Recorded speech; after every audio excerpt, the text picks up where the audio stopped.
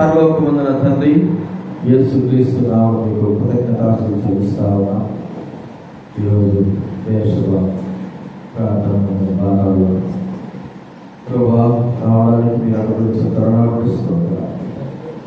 గత సంవత్సరాలుగా ప్రభా రావడం చూడడం కృపగా ఉన్నారు. తిరిగి ఈ దినాల్లో మమ్మల్ని తీసుకొచ్చినందుకు ప్రభా నవంబర్ మాసంలో మమ్మల్ని అందరూ ప్రవేశపెట్టారు. అక్టోబర్ మాసం పూర్తి చేసుకుని నవంబర్ మాసం మొదటి ఆదివారం దినంలో మాకు అనుభవించిన తరుణాలు బట్టి ఉన్నారు. మిమ్మల్ని ఆత్మలో సత్వంతో ఆరాధించడానికి కొరకై మాకు ఏర్పాటు చేసిన దినాన్ని బట్టి స్తోత్రాలు. మీ స్వరూపింపచేయండి ప్రభా. ఆ వాక్యం బట్టి మిమ్మల్ని ఆరాధించడం ప్రభు చూపించండి. కావాల్సిన అతిస్తుడి భయం బట్టి దయచేయండి. దేవుని సన్నిధినటువంటి ఆశ ఆలోచన వారి హృదయాలు దయచేసి స్మరణ చేస్తూ యేసు నామమున ప్రార్థించి వేడుచున్నాం తండ్రి. ఆమేన్. మనం ఇందాక బైబిల్ ఫలం వాడుతున్నాం కదా. నిజంగా ఈరోజు బైబిల్ చదివిన వారు ఎవరైతే బైబిల్ చదువుతారు, రోజు ఎవరు చదువుతున్నారు చెప్పండి? బైబిల్ చదువు వచ్చిన వారు, చదువు రానివారు కాదు, చదువు వచ్చిన వారు బైబిల్ ఎవరు చదువుతున్నారు? సరే, మరోసారి పాట పాడుకుందాం. గ్రంథ వాగ్దానం. చదువు వచ్చిన వారు ఈరోజు బైబిల్ చదవకపోతే బైబిల్ ఎత్తి పాడరు. చదువు వచ్చిన వారు, చదువు రాని వారు పాడచ్చు. చదువు వచ్చి కూడా బైబిల్ చదవకున్న వారు ఈ పాట పాడరు. బైబిల్ ఎత్తి మన పాడదా. గ్రంథ వాగ్దానములన్నీ నవి, గ్రంథ వాగ్దానములన్నీ నావి, ప్రతి అధ్యాయము వరుస వచనము, తన దివ్య ప్రేమ వాగ్దానములు, గ్రంథ వాగ్దానములన్నీ నావి. చూడండి ఎంతమంది వాళ్ళు బైబిల్ చదవడం లే కదండి. ఏదో చదువుతాం కానీ బైబిల్ మాత్రం చదవం. లేచిన వెంటనే మనకు ఆ పనులు ఈ పనులు ఉంటాయి. చిన్నపిల్లలు మీరు కూడా ఏం చేయాలి? ఏం చేయాలి? బైబిల్ చదవాలి లేదా? చదవాలా లేదా? స్కూల్కి పోతారు, అన్ని బుక్స్ చదువుతారు. బైబిల్ ఒక్కటే అన్నిటికంటే ప్రాముఖ్యమైనది, జీవితాన్ని కట్టేది బైబిల్. సరే, దేవుడి వాక్యంలో మనం కొన్ని విషయాలు మనం చూసుకుందాం. ఆరాధనలో ప్రవేశపడే వరకు ఆదికాండం 26వ అధ్యాయం. మన మందిరం పేరు మీకు తెలుసు కదా. ఏ పేరు? రెహబోతు కదా. ఆదికాండం 26వ అధ్యాయం 22వ వచనం మనం అందరం కూడా కలిసి చదువుకుందాం.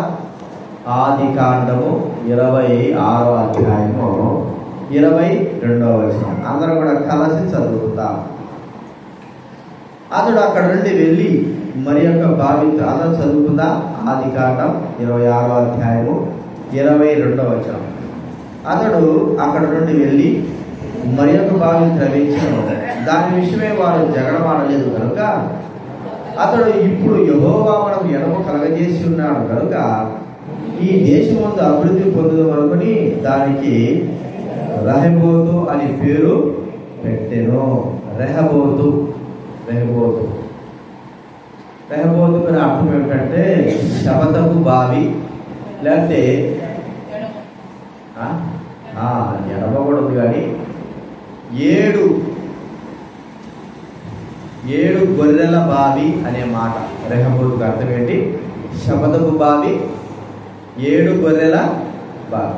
అబ్రహాం కాలంలో ఫిలిస్తీన్ దేశంలో ఈ బావి తవ్వించినప్పుడు అబ్రహాము అబీమెలెకుతో నిబంధన చేసుకున్నప్పుడు శపథంగా చేసుకొని తర్వాత 7 గొర్రెలు ఇచ్చి ఇది నేను త్రవ్వించానని 7 గొర్రెలు ఇచ్చినటువంటి బావిగా చెప్పబడతాం.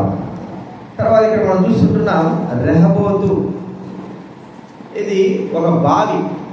ఆ స్థలంలో బావి త్రవ్వించారు. ఆ స్థలానికి రెహబోతు అని పేరు పెట్టారు. బావి తవ్వినప్పుడు బావిలో నీళ్లు ఎలాగో ఓట్లు పడితేనే కదండి ఆ బావికి విలువ. ఊరికి ఏదో నీళ్ళు వచ్చినాయి, తర్వాత ఎండాకాలం ఎండిపోయింది అనుకోండి, ఆ బావికి విలువ అనేది ఉండదు. ఊట, ఆ ఊట నీళ్లు ఎప్పుడు కూడా మరి ఊపుతూ ఉండాలి. నీళ్ళ గురించి మనకు బాగా తెలుసు. పాతకాలంలో అయినా సరే ఆయా బావులు ఉంటాయి, అక్కడ నీళ్లు చదువుకోవడానికి వెళ్తారు. ఆ నీళ్లు కొన్ని ఉప్పు నీళ్ళు ఉంటాయి, కొన్ని మంచి నీళ్ళు ఉంటాయి. నీళ్ళల్లో కూడా మరి మంచి చేసేవి అనగా నీళ్లు ఎలా ఉంటాయంటే మనకు మంచి ఆరోగ్యాన్ని ఇస్తాయి. కొంతమందికి నీళ్లు ఆరోగ్యాన్ని ఇవ్వవు, నష్టపరుస్తాయి. కొంతమందికి నీళ్ళు ఎలా ఉంటాయంటే మరి సౌందర్యాన్ని ఇస్తాయి కదా. నీళ్ళకి చిన్నపిల్లలు స్నానం చేపిస్తే వారు మంచిగా తయారవుతారు. కొంతమందికి నీళ్ళు ఎలా ఉంటాయంటే ఆ నీళ్ళు పడక వారికి ఎంతో మరి శరీరంలో అలర్జీ రావడము, లేకపోతే జుట్టు ఊడిపోవడం ఇలా జరుగుతూ ఉంటాయి. ఇప్పుడు మనం చూస్తూ ఉంటే రెహబోతు అనేటువంటి స్థలంలో నీళ్ళ ఊట పడింది. ఈ యొక్క ఊట ఎవరు అనేది మనం ఆలోచిస్తే ప్రభువైన దేవుడు కదండి. బైబిల్ కనుక చూస్తే చూడండి, ఇర్మియా గ్రంథం 2వ అధ్యాయం 13వ వచనం చదవండి. ఇర్మియా గ్రంథం 2వ అధ్యాయము 13వ వచనం. ఇర్మియా గ్రంథము 2వ అధ్యాయము 13వ వచనం.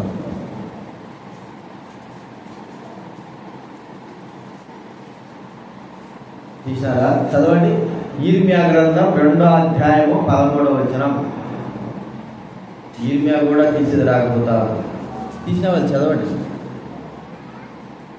నేను చదువు. నా జనులు 2 నేరములు చేసి ఉన్నారు. జీవజలముల ఊటనైన నన్ను విడచి ఉన్నారు. తమ కొరకు తొట్లను అనగా బద్దలై నీళ్లు నిలవని తొట్లను తొలిపించుకుని ఉన్నారు. జీవజలముల ఊట. మన దేవుడు జీవజలముల ఊట. ఆయా సందర్భాల్లో దైవ గ్రంథంలో ఊటలు, నీటి ఊటల గురించి ఆయా సందర్భాలు మనకి అక్కడ కనబడతారు. మరి ప్రభువైన యేసుక్రీస్తు వారు కూడా అన్నాడు, ఎవడైనా తప్పికొని ఉంటే నా ఎదురుకు రావాలని వానికి నేను జీవజలాన్ని నేను అనుగ్రహిస్తానని సెలవిస్తూ వచ్చాడు.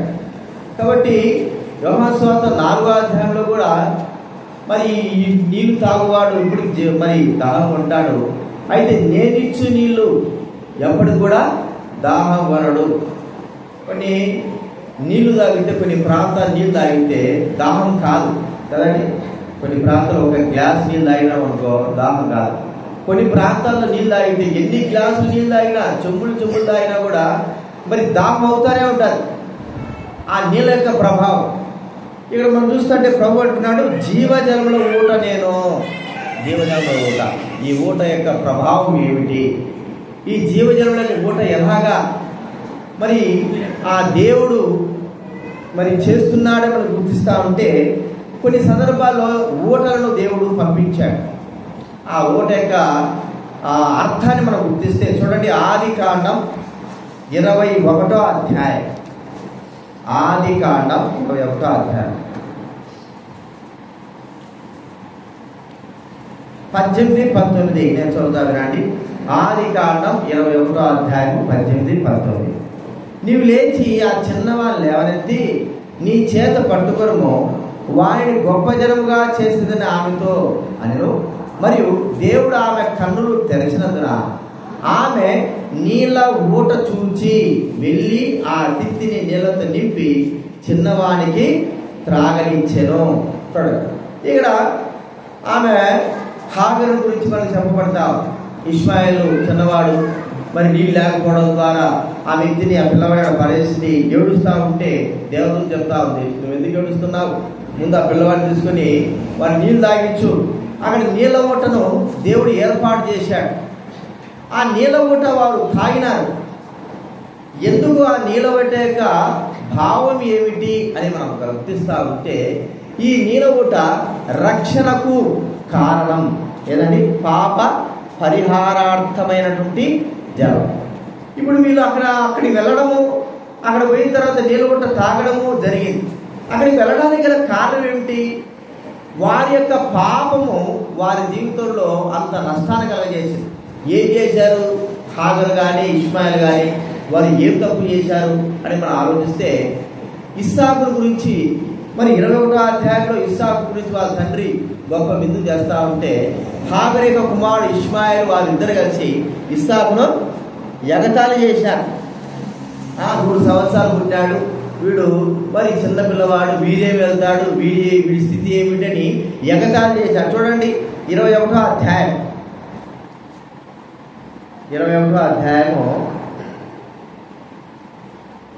6వ వచనం చదువుతాను. చూడండి 21వ అధ్యాయం 6వ వచనం. అప్పుడు అబ్రహామునకు ఐగుప్తురాలైన హాగరు కలిగిన కుమారుడు పరిహరించుట శారా చూచి, కదండి ఇస్సాకును ఏం చేశాడు? ఇష్మాయిలు పరిహరించాడు. ఈ పరిహారము ద్వారా శారా ఏం చేసిందంటే, వీడు దాసి కుమారుడు వెలగొట్టు, ఇక్కడ ఉండకూడదు, వారి జీవితంలో వారు ఎంత మాత్రం కూడా వారసులుగా ఉండడానికి వీలు లేదు, వారిని పంపించేయని వెళ్ళగొట్టించేశారు. అక్కడి నుంచి వెళ్ళిపోయినారు. చూడండి, అక్కడి నుంచి వెళ్ళిపోయిన తర్వాత నీలగొట్ట వాళ్ళ దగ్గర దొరికింది. ఆ నీలగొట్ట దగ్గర వాళ్ళు మరి నీళ్లు తాగారు. ఈ ఊట ఏమి చూపిస్తుందంటే, మన పాప పరిహారానికి గుర్తుగా చూపిస్తూ ఉంది. పాప పరిహారాన్ని ప్రభువైన యేసుక్రీస్తు వారు ఈ లోకానికి వచ్చిన తర్వాత ఆయనను ఈ భూలోకంలో ఉన్న ప్రజలైన వారు, ఆయన సొంతమైన వారు ఆయనను మరి పరిహరించినారు, అపహాస్యం చేసినారు, ఆయన ఎంతగానో బాధ పెట్టినారు. ప్రియమైన వారు, యేసుక్రీస్తు వారు పరిహారం చేసినటువంటి వారు, మరి తనకు ఎంతో నష్టం కలిగించిన వారి విషయమై ఆయన పాప పరిహారార్థ జలముగా ఆయన చేయబడ్డాడు. ఆయన రక్తము కార్చినాడు. ఇక్కడ మనం చూస్తూ ఉంటున్నాం, హాగరు ఎలాగైతే దాహమును తన కుమారుడు తాను తీర్చుకోవడానికి దేవుడు ఓటను ఎలాగైతే లేపినాడో, సర్వలోక ప్రపంచంలో ఉన్న ప్రజలందరూ కూడా పాప పరిహారం పొందడానికి కొరకై తన కుమారుడైన యేసుక్రీస్తు వారిని ఈ లోకంలోకి పంపించుంటున్నాడు. ప్రియమైన వారులారా, యేసుక్రీస్తు వారు ఈ లోకంలోకి వచ్చినప్పుడు ఇష్మాయిలు ఎలాగైతే ఇస్సాకును మరి పరిహారం చేశాడో, అపహసిస్తూ వచ్చాడో, అలాగా లోకమంతా కూడా యేసుక్రీస్తు వారిని పరిహరించింది, అపహాసం చేసింది, తృణీకరించింది. అయితే యేసుక్రీస్తు వారు జీవజల ఊటగా, మరి జీవజల పాప పరిహారపు జలముగా యేసుక్రీస్తు వారు మన కొరకై చేయబడ్డాడు. చూస్తా ఉంటే సంఖ్యాకాండం చూడండి 19వ అధ్యాయం. ఇక్కడ మనం చూసినాము సంఖ్యాకాండం 19వ అధ్యాయంలో ఒక ఎర్రని పేరు తీసుకుని దాన్ని సంపూర్ణంగా పాపం మరి కాల్చివేసి, సంఖ్యాకాండం 19వ అధ్యాయంలో 9వ వచనంలో, మరియు పవిత్రుడని ఎవడు ఆ పెయ్య యొక్క భస్మను పోగు చేసి పాలెం వెలుపులను పవిత్ర స్థలం ముందు ఉంచవలను, పాప పరిహార జలముగా ఇశ్రాయేలు సమాజములకు దాన్ని భద్రము చేయవలను. అది పాప పరిహారార్థ బలి. పాప పరిహారార్థమై ఒక పేను మరి సంపూర్ణంగా కాల్చివేసి దాని బుడిదను తీసుకొని దాని జలముగా చేసి ఎవరైతే పాపం చేశారో వారికి పాప పరిహారార్థ జలముగా దాన్ని ఉపయోగించాలి. ప్రియమైన వారులారా, హాగరు ఇష్మాయేలు పరిహాసం చేసి పాపం చేసి ఇస్సాకును అపహసించి వారి పాపాన్ని బట్టి వారు వెడలిపోయినప్పుడు దేవుడు అక్కడ ఒక ఊటను ఏర్పాటు చేసి దాహమును తీర్చి అక్కడ మనం చూస్తూ ఉంటున్నాము. ఆ ఊట ప్రభువైన యేసుక్రీస్తు వారికి గుర్తుగా ఉంటున్నది. హాగరు ఇష్మాయేలు వారు మన జీవితాలకి మనకు గుర్తుగా ఉంటున్నారు. వాళ్ళు మనం అపహసించిన ప్రభువైన యేసుక్రీస్తు వారిని తృణీకరించిన ప్రభువైన యేసుక్రీస్తు వారిని వద్దనుకున్నాం. కానీ ఎవరైతే వద్దనుకున్నామో, ఏ వ్యక్తి అయితే మనం దూరం చేసుకుంటున్నామో ఆ ప్రభువైన యేసుక్రీస్తు వారు జీవజల ఊటగా ఈ లోకంలో మనకు అనుగ్రహింపబడ్డాడు. ఆ పాప పరిహారార్థ జలముగా యేసుక్రీస్తు వారు చేయబడ్డాడు. ఆ పాప పరిహారార్థమైన జలము ఏ వ్యక్తి పైన అయితే కుమ్మరింపబడదో, ఏ వ్యక్తి అయితే తాగడో, ఏ వ్యక్తి యొక్క జీవితంలో ఉండదో ఆ వ్యక్తి లోకంలోంచి కొట్టివేయబడతాడు. ప్రియమైన వారులారా, ఈ దినాన మనకు పాప పరిహారార్థ జలముగా ప్రభువైన యేసుక్రీస్తు వారు జీవజల ఊటగా మనకు అనుగ్రహింపబడ్డాడు. ఆ జీవజలము మనం తాగినప్పుడే మనము జీవించే వారం అవుతాము. ఆ జీవజలమును మన పైన ప్రోక్షింపబడినప్పుడే, యేసు యొక్క రక్తం ప్రోక్షింపబడినప్పుడే మనము జీవం కలిగిన వారంగా అవుతాము. లేకపోతే మృతులముగా చేయబడతాము. ఇది నా మృతులంగా చేయబడిన మన జీవితాలను యేసుక్రీస్తు వారు తన పాప పరిహారార్థ జలముగా మన పైన కుమ్మరించి మనల్ని పవిత్రులుగా చేశాడు, రక్షించాడు, మన పాపాన్ని కడిగి పవిత్రపరిచాడు. ఇది మనం గుర్తించుకోదగిన విషయం. యేసుక్రీస్తు వారు జీవ జల ఊట. ఎలాంటి ఊట? ఆయన పాప పరిహారార్థము జలముగా చేయబడినటువంటి ఊట. ఆ ఊట మనం జీవితంలో ఎప్పుడైతే వస్తుందో, ఇక్కడ చూస్తే ఇష్మాయిల్ కానీ హాగర్ కానీ అక్కడ ఎడారిలో ఊట వచ్చింది. ఆ ఊట త్రాగి కూడా బ్రతికింపబడ్డారు. లేకపోతే వారిద్దరు కూడా చనిపోయేవారు. వారి పాపాన్ని బట్టి చనిపోయేవారు. దేవుడు కృపను బట్టి అక్కడ ఊటను ఏర్పాటు చేశాడు. ఆ ఊట ప్రభువైన యేసుక్రీస్తు వారు. ఇప్పుడు ఆ ఊటగా యేసుక్రీస్తు వారు తన రక్తాన్ని చిందించిన వాడుగా ఉన్నాడు. ఆ ఊట అయిన జలము మన పైన ప్రోక్షింపబడినప్పుడు మన పాపానికి పరిహారము జరిగింది. ఇది మనం గుర్తించుకోవాల్సిన మొట్టమొదటి విషయం. జీవ జల ఊట అయిన ప్రభువు ఎందుకు ఆయన జీవ జల ఊటగా పలు సందర్భాల్లో ఆయన ఏర్పాటు చేశాడంటే పాప పరిహారార్థ జలముగా ఆయన ఉన్నాడు. రెండోది మనం చూస్తా ఉంటే చూడండి, న్యాయాధిపతుల గ్రంథం 15వ అధ్యాయం. న్యాయాధిపతుల గ్రంథం మనకు తెలిసిన విషయాలే. 15వ అధ్యాయం. ఇక్కడ 19వ వచనం లేదా 18వ వచనం. న్యాయాధిపతుల గ్రంథం 15వ అధ్యాయము 15వ అధ్యాయము 18, 19.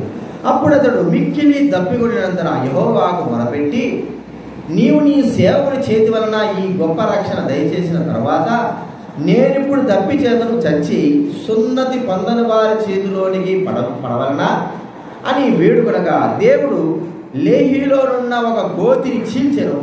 దానిలో నుండి నీళ్లు బయలుదేరను. అతడు త్రాగిన తర్వాత ప్రాణము తెప్పరిల్లి బ్రతికెను.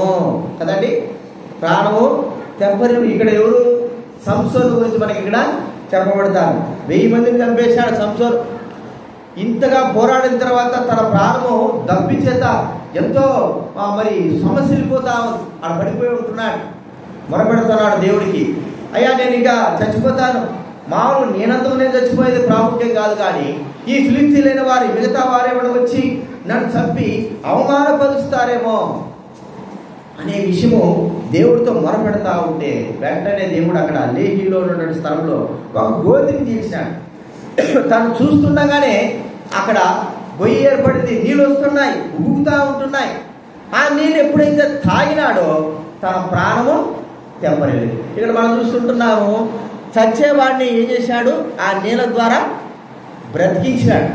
చచ్చేటువంటి వ్యక్తి ఒకవేళ ఫిలిస్తీన్లే వచ్చి సంపాదించిన అవసరం లేదు.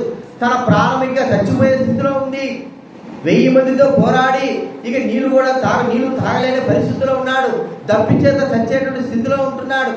అలాంటి వ్యక్తికి చూస్తుండగానే గోతిలో నుంచి నీళ్ళు వచ్చినాయి, గొయ్యి తెమ్మబడింది, నీళ్లు ఊపుతా ఉన్నాయి. వెంటనే ఆ నీళ్లు త్రాగంగానే తన ప్రాణము తెప్పరిల్లింది. అంటే ఇక నేను బ్రతికినారా అనుకున్నాడు. చూడండి, ఇక మనం చూస్తూ ఉంటే ఆ జీవజలము లో నుండి వచ్చినటువంటి ఆ నీరు ద్వారా, ఆ జలము ద్వారా ఎట్లాగైతే సంసోను యొక్క ప్రాణము రక్షింపబడిందో, ప్రభువైన యేసుక్రీస్తు వారు జీవ జల ఊట. ఆయనను త్రాగిన వారు, ఆయనందు విశ్వాసం ఉంచిన వారు ఎప్పటికీ చనిపోరు. ప్రభువైన యేసుక్రీస్తు వారు అన్నాడు, నా యందు విశ్వాసించువాడు బ్రతికినా కూడా, చచ్చిపోయినా కూడా మళ్ళా బ్రతుకుతాడు. బ్రతికిన ఆయన విశ్వాసం ఉంచాడు, ఎప్పటికీ కూడా చావడు. అనగా యేసు క్రీస్తు వారి యొక్క జీవజలమును మనం అనుగ్రహించినటువంటి ఆ ప్రభువు మనల్ని ఏం చేశాడంటే మృతుల నుండి లేపాడు. మరి మరణంలో నుండి జీవులకు దాటించాడు. యేసు ప్రభువారు జీవజలమైన ఊటైన యేసు ప్రభువారు అంగీకరించిన వాడు ఎవరండి? మరణంలో నుండి జీవులకు దాటి. చూడండి, యోహాను సువార్త 5వ అధ్యాయం. యోహాను సువార్త 5వ అధ్యాయం 24వ వచనం దయచేసి చదవండి ఎవరైనా. యోహాను సువార్త 5వ అధ్యాయం 24వ వచనం. నా మాట విని నన్ను పంపిన వాడిని విశ్వాసించువాడు నిత్య జీవం గలవాడు, వాడు తీర్పులోనికి రాక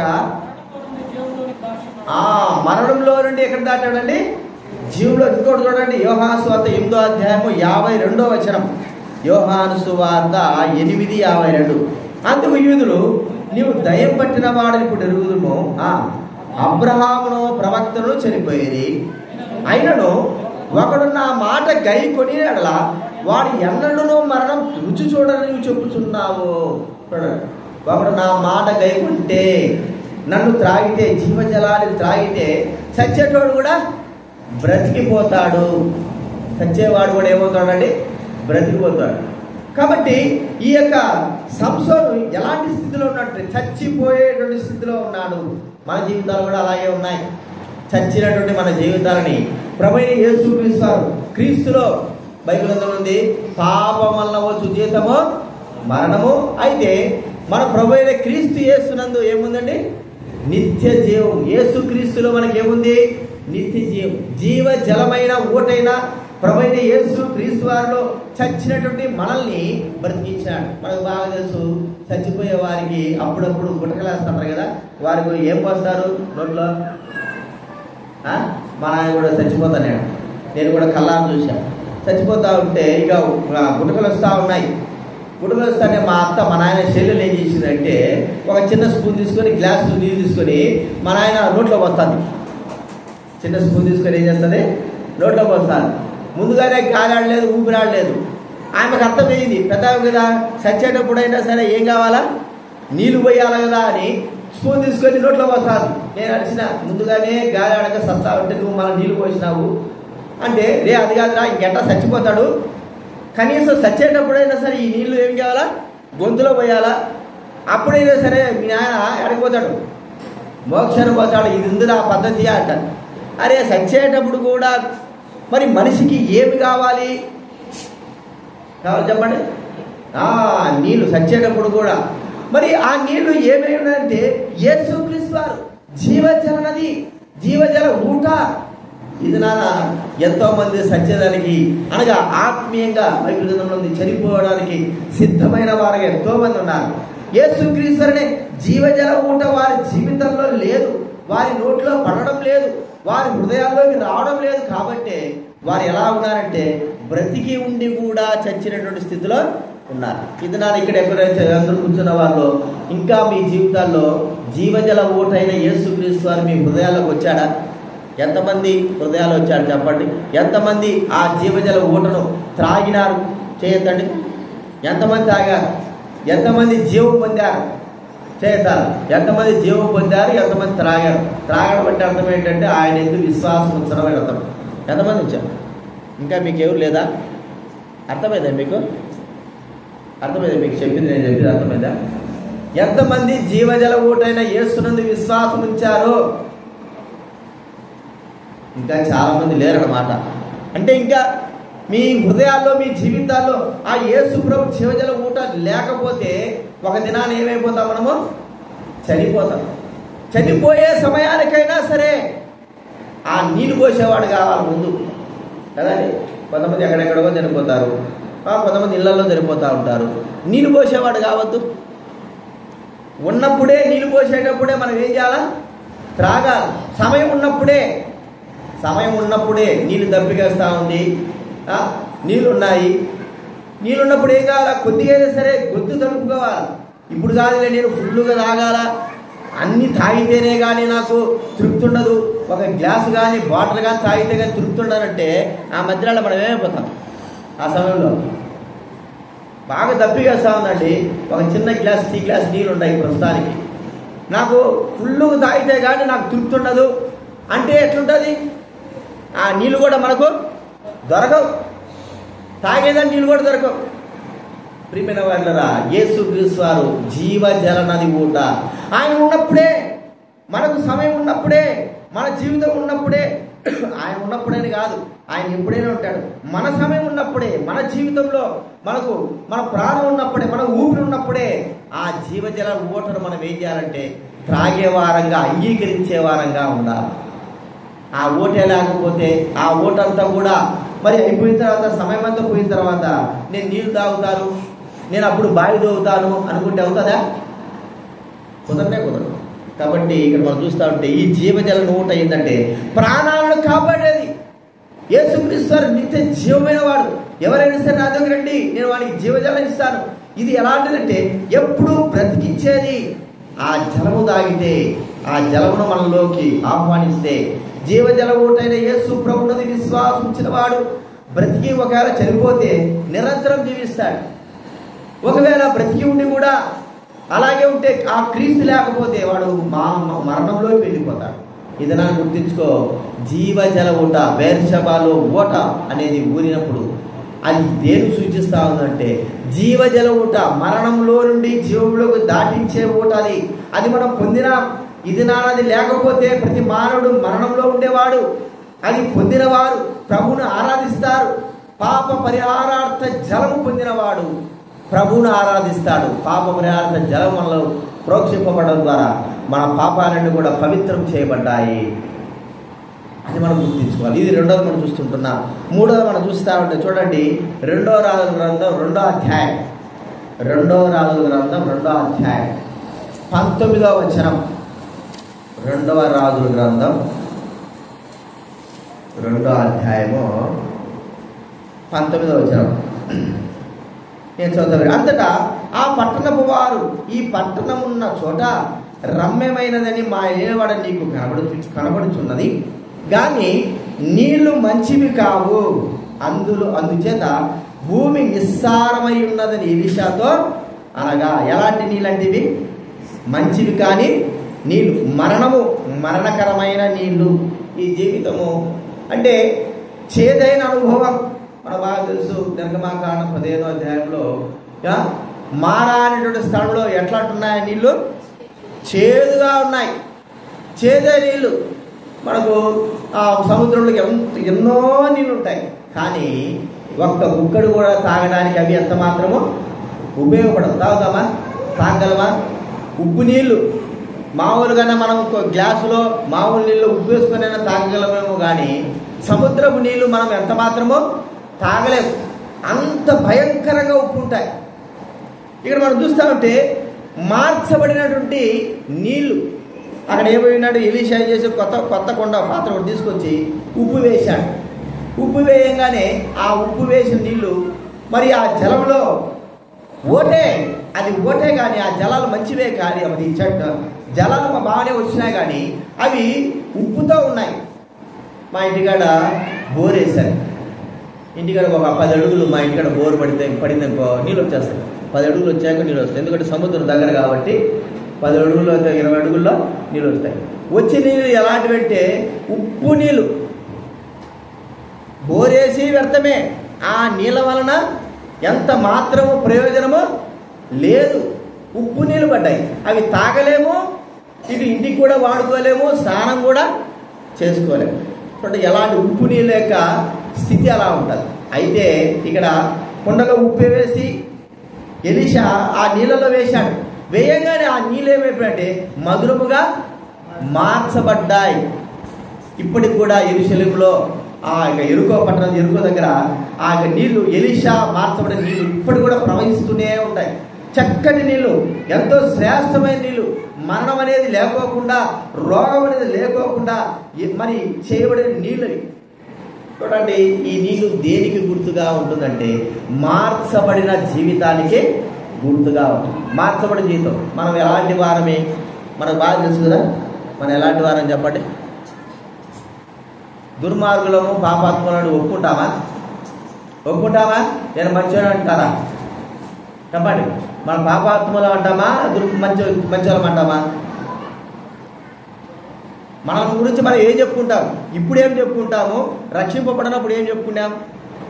అప్పుడు కూడా మంచివాళ్ళం అనుకుంటున్నాం, ఇప్పుడు కూడా మంచివాళ్ళం అనుకుంటామా? ప్రభు నమ్మిన తర్వాత అప్పుడు నా జీవితం ఇలా ఉంటుందండి, ఇప్పుడు మార్చబడ్డాను నేను. ఒకసారి ప్రభువు యొక్క జీవజలము, ఆ మంచిగా మార్చబడిన జీవజలం త్రాగిన వ్యక్తి ఎలాంటి మార్పు చెందాడు? ఒక వ్యక్తి మరి ఆఫ్రికా దేశంలో సేవ చేయడానికి వెళ్ళాడు. వెళ్ళిన తర్వాత అక్కడ ఒక పెద్ద చెట్టు ఉంటే చెట్టు దగ్గర మీరు వినరు, పిల్లలు వినరు. మీరు చెట్టు ఉంటే ఆ చెట్టు దగ్గర ఒక నిగ్రో జాతి నల్ల జాతి వ్యక్తి కూర్చొని బైబిల్ చదువుకుంటా అంట. బైబిల్ చదువుతా ఉన్నాడు. వీడు వచ్చాడు.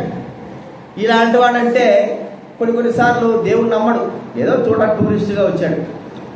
వచ్చి ఏందయ్యా, ఎవరు నువ్వు, ఎక్కడేం చేస్తున్నావు, చెట్టు కింద ఏదో చదువుతున్నావు, ఏందని. అప్పుడు ఆయన అంట, ఇది బైబిల్ అండి, పరిశుద్ధ గ్రంథం. అంటేనే వాడు మరి నవ్వుతున్నాడంట, ఎగతా చేస్తాడంట.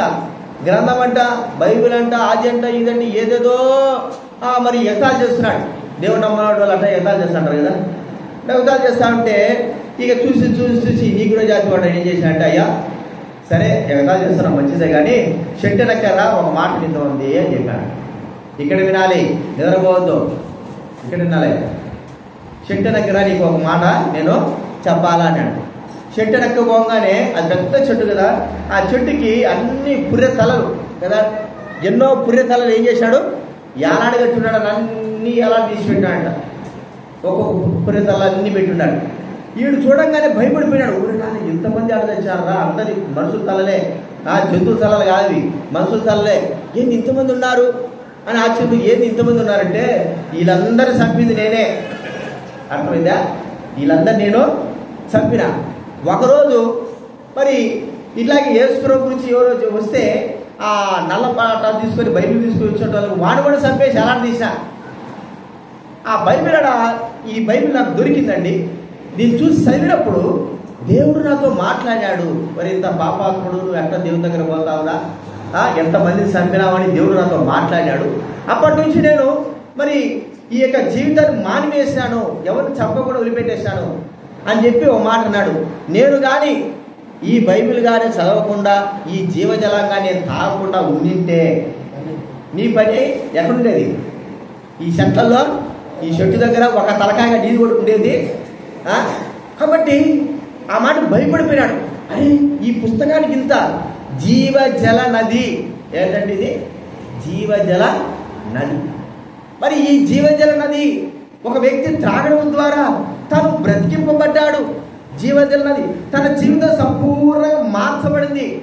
మారా లాంటి ఆ యొక్క నది ఎప్పుడైతే కుండలో ఉప్పు వేసి ఎలీషా దాంట్లో పోసాడో, నీళ్ళలో పోసాడో మధురముగా చేయబడ్డాయి.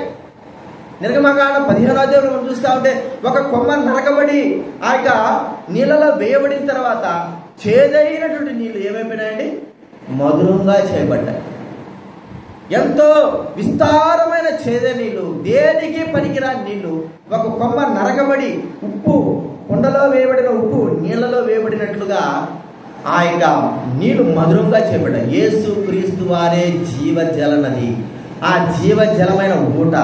ఆయన నరకబడిన వాడై మన కొరకై ఈ లోకంలో చనిపోయినాడు. ఆయన చనిపోవడం ద్వారా మన జీవితాలు మార్చబడ్డాయి. ఆయన యందు యేసునందు విశ్వాసం ఉంచడం ద్వారా మన జీవితాలు పరిపూర్ణంగా మార్చబడ్డాయి. లేకపోతే మనం ఎలా ఉండేవారంటే పాత స్థితిలో, నరకపు స్థితిలో, పాపపు స్థితిలో మనం జీవించేవారమే. నీళ్లు ఎప్పుడైతే ఉప్పు నీళ్లు, కుండలో వేయబడిన ఉప్పు నీళ్లు, కుండలో వేసిన ఉప్పును నీళ్లను ఆ నీళ్లను పారే నీళ్ళు ఎప్పుడైతే వేశాడో వెంటనే ఆ నీళ్లు మంచి నీళ్ళుగా మార్చబడ్డాయి. ప్రియమైన వాళ్ళరా, చేదైనటువంటి ఆ నీళ్లు నరకబడినటువంటి కొమ్మ ఆ యొక్క నీళ్ళలో వేయబడడం ద్వారా మంచి నీళ్లుగా, శ్రేష్టమైన నీళ్లుగా మార్చబడ్డాయి. మన జీవితాలు ఈ ధనాన మార్చబడ్డాయంటే యేసుక్రీస్తు వారు మన కొరకై చనిపోవడం ద్వారానే, యేసుక్రీస్తు వారు మన కొరకే మరణించడం ద్వారానే, మన పాపాల కొరకే మరణించి జీవజల ఊటైన ఆయన ప్రభువు మన కొరకై అర్పణగా ఆయన చేసుకోవడం ద్వారానే ఈ దినాన మన జీవితాలు మార్చబడ్డాయి. ఏ మానవుడి వల్ల కాదు, ఏ గొప్ప వ్యక్తుల వల్ల కాలేదు, యేసుక్రీస్తు వారి ద్వారానే ఈ దినాన మార్చబడ్డాయి. ఆయనే జీవజలనది ఊట. ఎంతో మంది ఎన్నో విధాలుగా మంచి మాటలు చెప్పుకుంటారు, కానీ యేసు ప్రభు ద్వారా ఆ సమరయ స్త్రీ ఊటైన యేసుక్రీస్తు వారి దగ్గరికి రావడం ద్వారా తన జీవితం పరిపూర్ణంగా మార్చబడిందని మనం గుర్తించాం. ఇది నీ జీవితం, నా జీవితం మార్చబడిందంటే జీవజల నది ఊట యేసుక్రీస్తునందు విశ్వాసమే. ఆ ఊట మన జీవితంలోకి రావడము, మన జీవితం మార్చబడడం. ఇంకా మార్చబడలేదా? ఇంకా మార్చబడకోకుండా చేదైనటువంటి స్థితిలోనే ఉంటున్నావా? ఇంకా నీ జీవితము చేదైన అనుభవంలోనే ఉంటుందా? పనికిరాని స్థితిలో ఉంటున్నావా? మారాలగా స్థితిలో ఉంటున్నావా? ప్రియమైన వాళ్ళరా, చేదైన అనుభవంలోకి యేసుక్రీస్తు వారు రావడం ద్వారా మధురమైన స్థితిలోకి మార్చబడతారు. అనుభవం లేక ఇప్పుడు ఇది నాడు ప్రభునందు విశ్వాసం ఉంచు, నరకబడిన ఆ ప్రభు యేసుక్రీస్తు వారు మరి మరణముగా చేయబడిన యేసుక్రీస్తు వారు మన జీవితంలోకి ఊటలాగా వచ్చినప్పుడు సంపూర్ణ మన జీవితం అంతా మార్చబడుతుంది. అది ఈ యొక్క జీవజల ఓటైన స్థితికి ఆ ఓటల నుండి గొప్పతనం మనం గుర్తిస్తుంటున్నాం. కాబట్టి జీవితము మార్చబడింది అని మనం గుర్తించాలి. చివరిగా మనం చూస్తూ ఉంటే నిర్గమాకాండం 17వ అధ్యాయం, నిర్గమాకాండం 17వ అధ్యాయం 6వ వచనం చదవండి ఎవరైనా.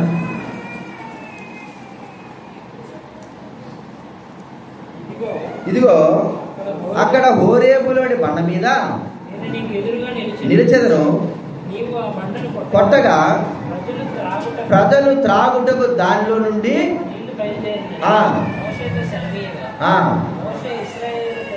కన్నులెదుటట్లు చేసెను. ఇక్కడ చూడండి, ఆ బండలో నుండి జీవజలం. ఈ జలము మరి ఎందువరకై బండను కొట్టాల్సి వచ్చింది అంటే, ప్రజలైన వారు, ఇశ్రాయేలైన వారు 6 లక్షల పైన జనాభే, వారి పశువులు అందరూ కూడా త్రాగాలంటే ఎన్ని ట్యాంకీలు కావాలా, ఎంత కావాలా? ఒక పెద్ద చెరువు ఉందనుకోండి, పెద్ద చెరువు, 1 కిలోమీటర్ 2 కిలోమీటర్ చెరువు ఉందనుకోండి, 2 రోజులకి ఆ నీళ్ళ దగ్గర వీరు కానీ ఉన్నారనుకో, ఇశ్రాయేల్ కానీ ఆ గుడారాలు వేసుకున్నారనుకో, 2 రోజులకి ఏమైపోతాయి ఆ నీళ్ళు?